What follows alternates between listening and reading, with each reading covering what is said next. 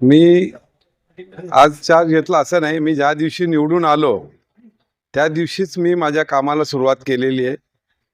सफाई मोहीम चालू केलेली आहे. सगळे माझ्या अधिकाऱ्यांशी मी माझी चर्चा प्रत्येक विषयावर चालू आहे. डेव्हलपमेंटच्या बाबतीत सर्व अधिकारी सुद्धा मला सपोर्ट चांगला करतायत. भिवंडीच्या विकासासाठी जे काय होईल ते माझे ऑफिसर माझ्याबरोबर तयार आहेत. भविष्याचं तुमच्याकडचं नियोजन असणारे काय वेगळ्या संकल्पना भिवंडीत राबवतात? लोकांना मूलभूत सुविधा पाहिजे. आणखी काय पाहिजे? पाणी, रस्ता, लाईट. लोक आपलं घर चालवायला मागवत नाही, पण ह्या मूलभूत सुविधा जर आम्ही देऊ शकलो नाही तर मग शर्मेची बाब आहे.